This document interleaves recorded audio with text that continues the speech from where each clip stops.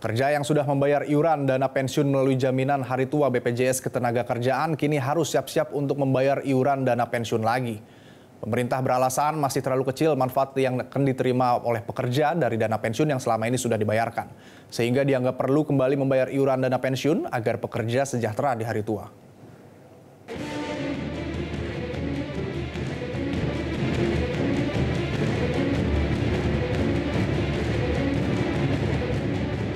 Kabar meresahkan diterima kalangan pekerja pada pekan ini. Kabar itu adalah pemerintah berencana memotong kembali gaji pekerja untuk program pensiunan tambahan. Rencana ini merupakan turunan dari Undang-Undang Nomor 4 Tahun 2023 tentang pengembangan dan penguatan sektor keuangan atau P2SK. Potongan gaji tersebut akan bersifat wajib untuk meningkatkan uang pensiunan yang didapat. Ketentuan itu tercantum pada pasal 189 bahwa pemerintah dapat memberlakukan pungutan wajib iuran dana pensiun pekerja. Tujuan dana pensiun tambahan untuk meningkatkan kesejahteraan masa tua dengan kriteria tertentu yang akan diatur dalam peraturan pemerintah atau PP. Pegawai swasta nantinya akan dibebankan iuran tambahan untuk uang pensiunan ini. Ini merupakan iuran baru di samping jaminan hari tua (JHT) yang sudah dibayarkan melalui skema BPJS Ketenagakerjaan selama ini. Setelah masyarakat, khususnya kaum pekerja ini dihebohkan oleh iuran seperti tapera oleh pemerintah, lagi-lagi pekerja khususnya pegawai swasta ini harus siap-siap untuk mengatur kembali keuangannya karena adanya kebijakan baru dari pemerintah, yaitu iuran tambahan dana pensiun yang sifatnya sukarela namun wajib. Namun iuran ini berbeda dengan jaminan hari tua di dalam BPJS Ketenagakerjaan.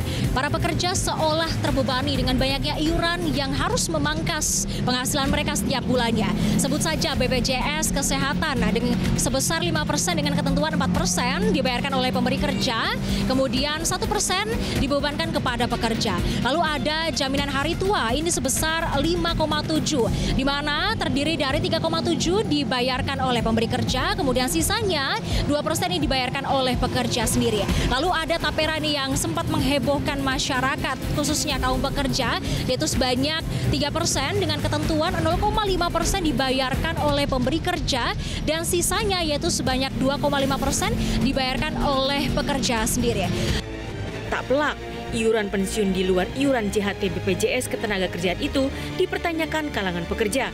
Selain keberatan, mereka juga minta kejelasan terkait manfaat yang akan mereka terima nantinya. Sejauh itu masih hal positif dan potongannya tuh nggak gede sih, oke-oke aja. Tapi kalau udah nggak terlalu banyak manfaat untuk masa depan, terus sama lagi potongnya gede gitu, itu mungkin memberatkan untuk pekerja ya Mbak. Kalau double-double kayak gitu juga kita sebagai pekerja ya, apalagi pekerja swasta ya, bingung juga gitu. Kita harus fokus kemana gitu. Sedangkan dana potongan dari si pensiunan juga kan kita udah ada gitu. Mengutip peta jalan pengembangan dan penguatan dana pensiun, iuran pensiun tambahan ini untuk meningkatkan pendapatan pekerja saat pensiun. Berdasarkan data yang ada, manfaat pensiun yang diterima oleh pensiunan relatif kecil, yakni 10 hingga 15% dari penghasilan terakhir yang diterima pada saat aktif. Padahal, standar dari Organisasi Buruh Internasional atau ILO untuk dana pensiun yang ideal sebesar 40%. Manfaat pensiun bagi warga negara, ya baik itu dari ASN, dari TNI Polri, dari pekerja formal, itu relatif sangat kecil. Jadi sebagaimana diatur dalam P2SK pasal 189, jadi pemerintah akan mengharmonisasikan seluruh program pensiun sebagai upaya untuk peningkatan perlindungan hari tua dan memajukan kesejahteraan umum. Memang, iuran wajib untuk pensiunan pekerja telah diatur dalam Undang-Undang Nomor 4 Tahun 2023 tentang pengembangan dan penguatan sektor keuangan. Otoritas Jasa Keuangan masih menunggu penerbitan peraturan pemerintah terkait dana pensiun tambahan tersebut. Ketentuan mengenai pungutan wajib untuk iuran dana pensiun perlu mendapatkan persetujuan dari DPR sebelum PP dapat diterbitkan. OJK pun belum bisa merinci terkait detail ketentuan pungutan wajib untuk iuran baru itu dan masih menunggu penerbitan aturan pelaksana.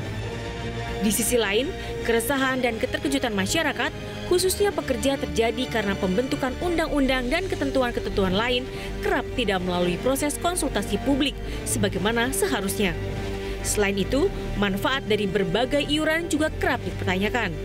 Selama publik tidak benar-benar dilibatkan dalam pembentukan aturan, maka keresahan akan terus muncul. Jelajahi cara baru mendapatkan informasi. Download Metro TV Extend sekarang.